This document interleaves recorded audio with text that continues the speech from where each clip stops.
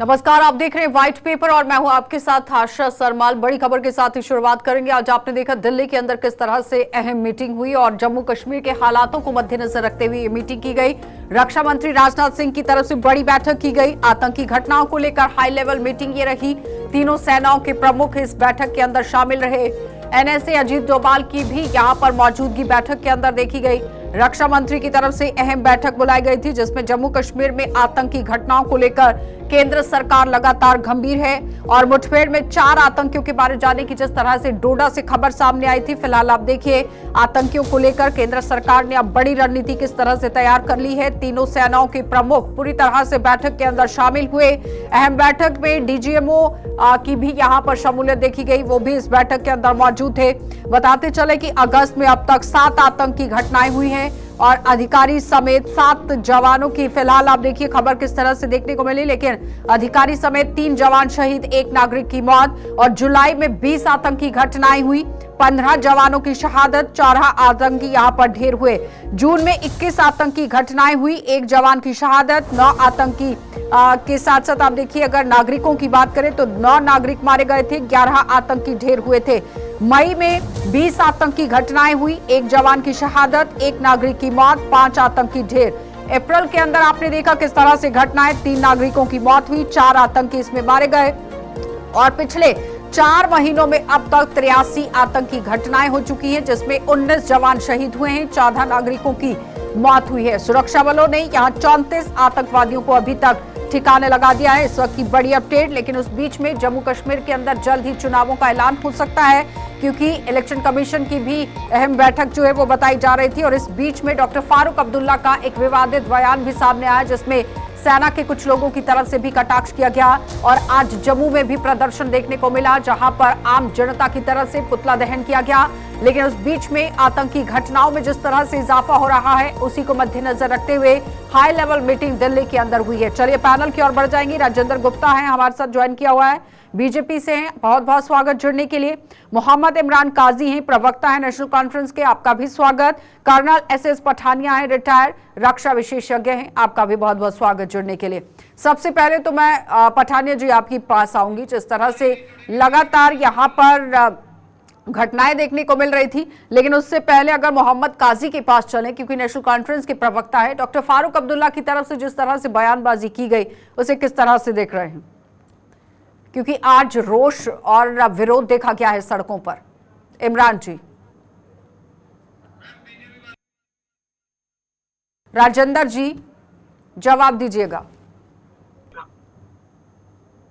नमस्कार, मेरी आवाज आ रही है जी? हाँ, नमस्कार। मैं सब पैनलिस्ट का और आपके दर्शकों का हार्दिक स्वागत करता हूं कि आपने एक बड़े ही बर्निंग इशू पे आज की डिबेट जो है वो रखी है। आपका बहुत बहुत धन्यवाद। मैं कहूँगा कि फारूक अब्दुल्ला साहब इस जम्मू कश्मीर के सबसे वयोवृद्ध नेता हैं, जिनकी पार्टी ने, जिनके खानदान ने इस जम्मू कश्मीर में सबसे ज्यादा टाइम तक जो है वो राज किया, चाहे उनके पिताजी हों, चाहे वो खुद हों, चाहे आगे उनके बेटे उमर अब्दुल्ला जी हों। वो जहाँ भी राज किया और भारत सरकार में भी पिता पुत्र दोनों मंत्री रहे, बार एमपी रहे। मैं कहूँगा कि जब भी नेशनल कॉन्फ्रेंस की जमीन जो है सकती है, जो जब वो ग्राउंड पे नहीं रहते हैं, वो इस जम्मू कश्मीर को कहीं ना कहीं खराबी की तरफ ले जाने की कोशिश जो है वो करते हैं। जैसे हमने पिछले दिनों देखा कि पार्लियामेंट इलेक्शन में उनके सुपुत्र श्री उमर अब्दुल्ला जी बुरी तरह हार गए। और जम्मू कश्मीर में समझो अब इस खानदान का कोई नाम लेवा नहीं है। अब उनको जिंदा रहना है, अब उनको फिर इलेक्शनों में जाना है, उनको इस तरह की बातें करनी है। मैं कहूँगा फारूक अब्दुल्ला साहब से कि उनको इस उम्र में इस स्टेज पे आके इस तरह की भारत विरोधी बातें जो है वो नहीं करनी है। जो भारतीय सेना है ये भारत की नहीं, विश्व की एक सेंसिटिव और एक ताकतवर सेना है। उस पे इस तरह के एलिगेशन लगाना, मैं कहूंगा कि बहुत ही शर्मनाक है। उसी के साए में जीते हैं, उन्हीं को हम अपनी सुरक्षा में तैनात करते हैं, मगर जब इल्जाम लगाते हैं फारूक अब्दुल्ला जैसा नेता, मैं कहूंगा बड़ा ही दुखद, बड़ा ही अच्छा क्या लगता है कि वो सुर्खियों रहता है। में रहने के लिए इस तरह से बयानबाजी? मैं कहूंगा कि मैंने बताया कि 3 पीढ़ियों से जम्मू कश्मीर में राज कर रहे हैं नेशनल कॉन्फ्रेंस। इस बार पार्लियामेंट इलेक्शन में उनके घर से उनके सुपुत्र जो सर्वे सर्वा नेता हैं नेशनल कॉन्फ्रेंस के, उनका बुरी तरह हारना, मैं कहूंगा कि कहीं ना कहीं बौखलाहट है नेशनल कॉन्फ्रेंस के अंदर, खासकर इस परिवार के अंदर, क्योंकि इस परिवार का जो है पॉलिटिकली, राजनीतिक, मैं कहूंगा कि वो खात्मा हो चुका है जम्मू कश्मीर में। जम्मू कश्मीर के बाहर के हैं भी नहीं, तो जम्मू कश्मीर में इनका पूरी तरह राजनीतिक जो है वो विशेष लेकिन भविष्य जो है राजेंद्र वो जी, समाप्त है। राजेंद्र तो जिंदा जी, रहना तो इस तरह की बातें राजेंद्र जी, करके, जिस तरह देश विरोधी से बातें डॉक्टर करके, फारूक अब्दुल्ला जानी मानी शख्सियत हैं जम्मू कश्मीर में, इसमें कोई दोराहे नहीं है, सीनियर लीडर हैं और 3 बार मुख्यमंत्री रहे हैं, केंद्रीय मंत्री रहे हैं, श्रीनगर से सांसद रहे हैं और हमेशा सुरक्षा के घेरे में भी रहते हैं। यानी कि जिस घेरे में वो रहते हैं उसके अंदर भी सुरक्षा कर्मी हैं, वही उन्हें पूरी तरह से सिक्योरिटी फराहम करा रहे हैं। और अगर उन्हीं लोगों पर इस तरह से यहाँ पर सवालिया निशान लगाया जा रहा है तो फिर उस तरह कैसे देख रहे हैं, किस तरह से बनेगा फिर? तो मैं ये कहूंगा, मैंने पहले ही कहा है कि फारूक अब्दुल्ला साहब इस जम्मू कश्मीर के सबसे वयोवृद्ध नेता हैं, बुजुर्ग नेता हैं। वो अपनी पारी खेल चुके, उनका परिवार जो है एस पठानिया जी से संपर्क साधिए प्लीज, और एनसी के जो प्रवक्ता हैं, हाँ राजेंद्र जी। पूरी पारी जो है वो पूरी तरह खेल चुके, उन्होंने जम्मू कश्मीर को आगे ही घर में पहुंचाया है। जम्मू कश्मीर को ये सदियों सदियों पीछे लेके चले गए हैं। यहाँ के बच्चों का भविष्य, यहाँ के पीढ़ी दर पीढ़ी जो है, इन्होंने बच्चों का भविष्य जो है वो खराब किया है। उनके हाथों में पत्थर, उनके हाथों में ग्रेनेड, उनके हाथों में बंदूक दी है इस परिवार ने। सिवाय जम्मू कश्मीर की बर्बादी के बिना इस परिवार ने कुछ नहीं दिया। लेकिन राजेंद्र जी, सरकार पर ऑपोजिशन पार्टियां सवाल भी उठा रही हैं। वो कह रही हैं कि बेशक मीटिंग्स का दौर शुरू किया गया है, लेकिन लग नहीं रहा है कि वाकई में चुनाव होंगे यहाँ पर। मैं कहूंगा कि ये इनकी बौखलाहट है। भारतीय जनता पार्टी जो 24 घंटे 7 दिन चलने वाली पार्टी है, उसने अपनी पूरी एक्टिविटीज जो है जम्मू कश्मीर में पूरी तरह शुरू कर दी हैं। हमने जम्मू रीजन के 43 जो असेंबली सेगमेंट है, उनके ऑफिस जो है, इलेक्शन ऑफिस जो है, वो 2 दिन पहले हमारे जो रविंद्र रैना जी अध्यक्ष हैं, उन्होंने राजौरी में आके ऑनलाइन 43 दफ्तरों का उद्घाटन किया। हमारा सुरनकोट, मेंढर, पुंछ, राजौरी, द्राल, सब जगह हमारा जो ऑफिस है, इलेक्शन ऑफिस है विधानसभा पे, एक्टिवेट हो गया है। हमारे बाहर से जो कार्यकर्ता आना है उनको आके, चलिए रुकेंगे एक छोटे से ब्रेक के लिए, जल्द वापस लौटेंगे, आप बने रहिए हमारे साथ।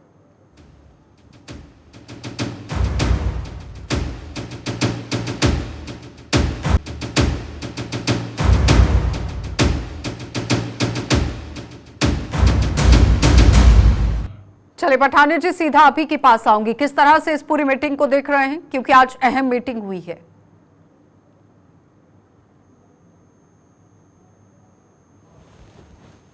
अनम्यूट कर लीजिए पठानिया जी। हाँ अभी कैन यू हियर मी? जी जी। Okay okay okay. देखिए, ये अभी जो पिछले आपने देखा होगा 3-4 दिन में जो घटनाएं, एक तो कोकरनाग में हुई और आज जो ये डोडा-पत्नीटाप में जो इनकाउंटर चल रहा है जिसमें हमारे एक कैप्टन साहब शहीद हो गए हैं, तो ये बहुत ही गंभीर विषय है। और अभी हमने पीछे यहाँ पे तकरीबन 3000 सैनिक जो है वो इंडक्ट किए थे जम्मू रीजन में, 500 कमांडो थे। और ये भी बात चल रही थी कि 2 असम राइफल से की जो बटालियन है मणिपुर से यहाँ इंडक्ट की जाए। अभी इसमें कोई शक नहीं है कि बाय द टाइम इनका जो ग्रिड है वो एस्टेब्लिश होगा। लेकिन इस बीच जो है, ये जो पाकिस्तान की ISI है वो अपने नेफेरियस डिजाइन में सफल होती नजर आ रही है, और हम कहीं ना कहीं अपने आप को सफल या असफल महसूस कर रहे हैं जी। अभी ये अच्छी बात है कि गवर्नमेंट ने इसका संज्ञान लिया है, और आने वाले समय में जो ये जो जंगल और माउंटेनियस टेरेन के बीच में 75 पोस्ट भी एस्टेब्लिश कर दी है जो सीआरपीएफ, बीएसएफ और लोकल पुलिस मैनेज करेगी। But at the same time it's very important कि हम जो अपनी एलओसी और आईबी के बीच में जो गैप्स अभी भी मौजूद हैं, जहाँ से इन्फिल्ट्रेशन हो रहा है, बाकी अगर हम सोचें कि ये लोग नेपाल के बॉर्डर से आ रहे हैं या किसी और बॉर्डर से आ रहे हैं, that's very very difficult call. ठीक, या पंजाब से आ रहे हैं और लेकिन ये कहीं ना कहाँ पे हमारी लेकिन पठानिया जी आपको नहीं लगता है कि अमेरिकन हथियार जो कि M4 कार्बाइन जो है वो बरामद हुई है, कहीं ना कहीं सवाल जरूर उठता है कि अमेरिका से अफगानिस्तान, अफगानिस्तान से पाकिस्तान और उसके बाद जम्मू कश्मीर?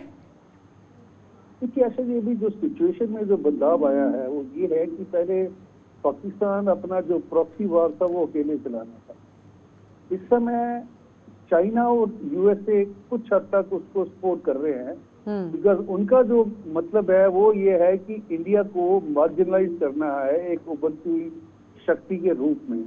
तो अभी आप ये मान के चलिए कि बांग्लादेश के अंदर भी आप देख रही हैं जिस तरीके से इंडिया को मार्जिनलाइज करने की कोशिश की जा रही है। यूएसए एक तरफ है, दूसरी तरफ चाइना है, तीसरी तरफ आईएसआई और पाकिस्तान है। तो हमारे जो दुश्मनों की जो संख्या है वो लगातार इसमें बढ़ती जा रही है। और साथ में अगर हम देखें कि हमारे जो 6-7 हमारे पड़ोसी देश हैं जिसमें बांग्लादेश आ जाता है, श्रीलंका आ जाता है, म्यांमार आ जाता है, मालदीव आ जाता है, तो ये सारे जो देश हैं कहीं ना कहीं हम इसमें ज्यादा सक्सेसफुल नहीं रह कर रहे। और चाइना अपनी जो पैसे की शक्ति है और डेप्थ डिप्लोमेसी, जिसको डेप्थ ट्रैप भी बोलते हैं, तो उसको करके ये कहीं ना कहीं हमें कमजोर करने की कोशिश कर रहे हैं, जिसका मुझे पूरी उम्मीद है कि हमारी जो गवर्नमेंट है वो सशक्त है और वो सूटेबली इनको रिप्लाई करेगी। लेकिन उसके साथ पठानिया जी जब ऑपोजिशन लीडर्स की तरफ से बयानबाजी आती है, आपने देखा डॉक्टर फारूक अब्दुल्ला की तरफ से किस तरह से स्टेटमेंट जारी की गई सुरक्षा बलों को लेकर, और जब ऑपोजिशन के सीनियर लीडर इस तरह से बात करते हैं तो फिर कैसे मनोबल गिराने की ये कोशिश होती है? क्योंकि आज बयान को लेकर काफी तरीके से रोष देखा गया जम्मू की सड़कों पर। देखिए आशा जी, उनके जो बयान के 2 हिस्से थे। उनका जो बयान का पहला हिस्सा था वो ये था कि भारतीय फौज और जो पाकिस्तान है आईएसआई उसके बीच में साठ-गांठ है या मेल मिलाप है। वो चलिए सोहेल जी ने भी ज्वाइन कर लिया है। सोहेल जी बहुत बहुत स्वागत जुड़ने के लिए। वो दुर्भाग्यपूर्ण है और हास्यास्पद भी है, क्योंकि इनके स्टेटस के जो फारूक अब्दुल्ला जी है, इनका बहुत बड़ा स्टेटस है। 3 बार ये मुख्यमंत्री रह चुके हैं, एमपी हैं यहाँ पर, और उसके अलावा एमपी भी थे, अब भी हैं फिलहाल। लेकिन उसके बावजूद जो है ये ऐसे स्टेटमेंट से इनको बचना चाहिए। और इसमें 2 चीजें हो सकती है जो उभर के सामने आएंगी। सोहेल जी, जिस तरह से आज डॉक्टर फारूक अब्दुल्ला की तरफ से भी जो कल का स्टेटमेंट दिया गया था उसका विरोध जम्मू की सड़कों पर देखा गया, और कई एक्सपर्ट्स जो कि डिफेंस एक्सपर्ट्स थे उनकी तरफ से भी प्रतिक्रियाएं सामने आई, क्या लगता है कि इस समय में इस तरह से बयानबाजी करना कितना जायज है जब सिचुएशन इस तरह से बनी हुई है, एपिक सेंटर को बदला गया है, दूसरा हाई लेवल मीटिंग आप देखिए किस तरह से हो रही है, केंद्र सरकार पूरी तरह से संजीदगी बरत रही है? देखिए आशा जी, अगर आप देखें पिछले 5-6 महीने से जो हालात जम्मू प्रोविंस में इरप्ट हुए, हम सब जब भी डिबेट्स करते हैं, चाहे वो नेशनल मीडिया है, आपका माध्यम है, हम ये कहते हैं कि ह्यूमन इंटेलिजेंस फेल्योर है। और मेरे भाई पठानिया साहब जानते हैं कि वो आर्मी में रहे, ह्यूमन इंटेलिजेंस फेल्योर क्या होता है। सोर्सेज ड्राई हो गए, हालात थोड़े से ठीक होते हैं तो हम उन चीजों को मोबिलाइज करना छोड़ देते हैं जिनकी तरफ बहुत ध्यान देने की जरूरत है। ना हम पाकिस्तान को अपना पड़ोसी बदल सकते हैं, ना उनकी नीयत बदल सकते हैं। जब जब जम्मू कश्मीर में खुशहाली आएगी, जब जब जम्मू कश्मीर में अच्छे लोग पार्टिसिपेट करेंगे इलेक्शंस में, दूसरी पाकिस्तान इन्फिल्ट्रेट करेगा और इसकी हाइप लेगा। देखिए फारूक अब्दुल्ला खुद चेयरमैन रहे यूनिफाइड कमांड के, चीफ मिनिस्टर 3 बार, उमर अब्दुल्ला भी रहे, तो वो बेहतर तरीके से जानते हैं आर्मी के काम करने की निटिग्रिटीज को और यहाँ की सेंसिटिविटी को। तो मुझे लगता है कि इन बयानों से दूर रहना चाहिए। लेकिन जो बयान मैंने उनका सुना है वो यही था कि अगर इतनी फौज है तो इन्फिल्ट्रेशन कैसे हो रही है, इसमें ये उनका एक अपना ऑब्जर्वेशन था। लेकिन ये है कि हमें अपनी फौज के साथ, अपनी पैरामिलिट्री के मनोबल के साथ हमेशा स्टैंड रहना चाहिए। जहां तक जम्मू कश्मीर का ताल्लुक है, ये पूरे भारत की किसी भी ऐसी कंफ्लिक्ट जोन का, लेकिन ये पहला मौका नहीं है सोहेल जी। 1996 के चुनावों को लेकर भी सेना पर ही टिप्पणी की गई थी डॉक्टर फारूक अब्दुल्ला की तरफ से। देखिए वो पॉलिटिशियंस का काम होता है, वो गलत बात है, मैं नहीं समझता हूँ करनी चाहिए टिप्पणी, लेकिन उनका काम है किसी ना किसी तरह न्यूज मेकिंग में रहना। न्यूज मेकिंग की मशीन है, इलेक्शंस है। साथ ही कहा कि मैं जिंदा हूं, मैं इलेक्शन लड़ूंगा, मेरा बेटा इलेक्शन नहीं लड़ना चाहता जब तक स्टेटहुड आती है। तो पॉलिटिशियंस जब तक अपनी कोई ना कोई बात से सुर्खियों में ना रहे तो वो पॉलिटिशियन नहीं होता, which is unfortunate as far as India is concerned. यहाँ नहीं, हर बाकी स्टेटों में भी कुछ पॉलिटिशियंस रिलीजन की राजनीति करते हैं, बाकी राजनीति करते हैं, which is unfortunate, but you Rajendra can ji, not stop it. But ये ठीक ठीक है राजेंद्र जी। मैं कहूंगा जी, सोहेल जी ने बड़े हमारे वरिष्ठ पत्रकार हैं हमारे इस जम्मू कश्मीर के। मैं उनकी किसी बात को काटूंगा नहीं, मगर मेरा ये मानना है कि जो हमारे पड़ोसी हैं, पाकिस्तान जैसा पड़ोसी हमें विरासत में मिला है, और वाजपेयी जी ने कहा था कि हम दोस्त बदल सकते हैं, पड़ोसी नहीं बदल सकते। और ना, बड़ी अच्छी बात बोली सोहेल जी ने, ना पड़ोसी बदल सकते हैं, ना इस पड़ोसी की हम नियत बदल सकते हैं। मगर दुख होता है जो हमारे जम्मू कश्मीर के, इस भारत के रहने वाले लोग हैं, जो 3-3 बार चीफ मिनिस्टर रहे, जिनके वालिद साहब चीफ मिनिस्टर रहे, जिनके आगे पुत्र चीफ मिनिस्टर रहे, भारत सरकार में मंत्री रहे। मैं कहूंगा कि उनको इस तरह की बयानबाजी करने से बचना नहीं चाहिए। मैं कहता हूं कि उनको करनी ही नहीं चाहिए। ठीक है, जो लोग चलिए रुकेंगे चीफ एक छोटे मिनिस्टर से रहते ब्रेक हुए, के लिए, जल्द वापस लौटेंगे, आप बने रहिए हमारे साथ।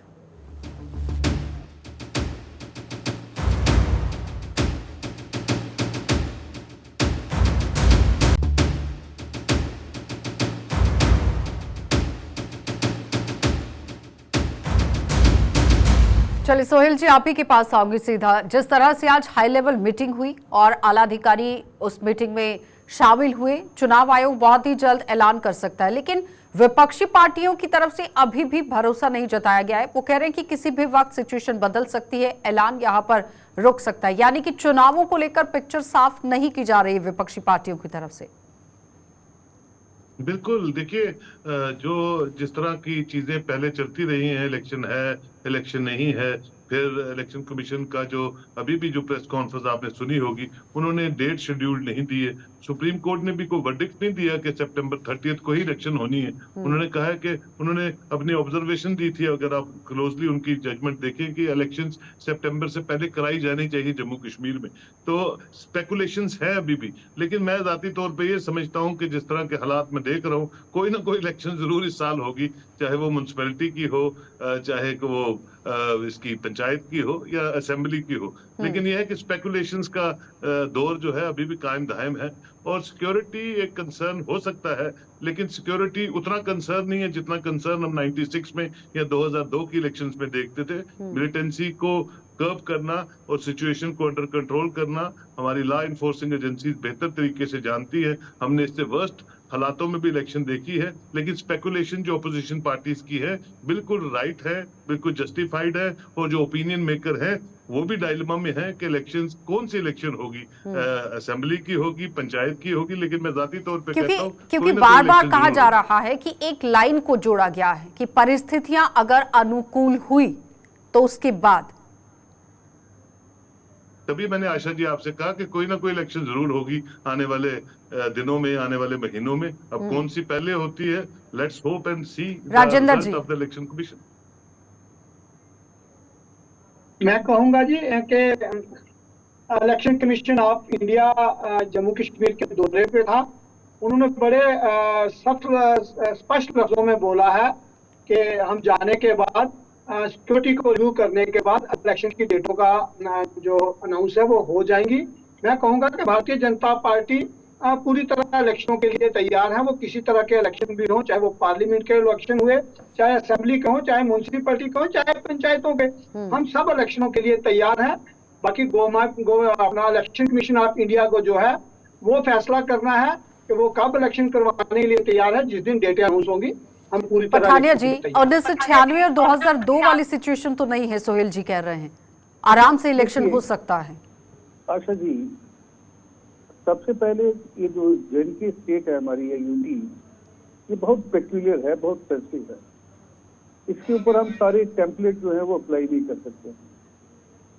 अभी यहाँ पर इलेक्शन कमीशन के ये बस की बात नहीं है कि वो जैसे बाकी स्टेट में वो डेट अनाउंस कर देते हैं, यहाँ पे डेट अनाउंस कर दे, क्योंकि यहाँ पर जब तक उनको होम मिनिस्ट्री से क्लियरेंस नहीं मिलेगी about the conducive security situation, वो ये कॉल नहीं दे सकते हैं। That is number one. जहाँ तक बीजेपी का सवाल है, they appears to be fully committed, जहाँ तक उनका अपना इलेक्शन करवाने का सवाल है। लेकिन दूसरी चीज है, जो जैसे काजमी सर बता रहे हैं कि 2002 के अंदर देखिए भी चीजें बदल गई हैं कुछ। ठीक है, वो बहुत बहुत सिचुएशन धन्यवाद पहले की- पठानिया जी जुड़ने के लिए। सोहेल जी आपका भी धन्यवाद, राजेंद्र जी आपका भी धन्यवाद। तो फिलहाल आपने देखा कि मीटिंग्स का दौर तो शुरू हो गया है, जिसमें रक्षा मंत्रालय की तरफ से भी मीटिंग की गई, गृह मंत्रालय की तरफ से भी, जिसमें आला अधिकारी मौजूद रहे, एनएसए के साथ भी मीटिंग। लेकिन फिलहाल जम्मू कश्मीर के अंदर जो अपोजिशन पार्टियां हैं उनको यहाँ पर अभी तक आप देखिए उम्मीद नहीं दिख रही है, क्योंकि जिस तरह से बड़ी बातें कही गई हैं आने वाले समय में क्या इलेक्शन होगी या नहीं, अभी तक पैंच जो है वो विपक्षी पार्टियों की तरफ से फंसता नजर आ रहा है। लेकिन अब देखना ये बहुत ही अहम रहेगा कि जब 20 तारीख के बाद ऐलान होता है, किस तरह का ऐलान इलेक्शन कमीशन करता है। आप देखते रहिए कार्यक्रम।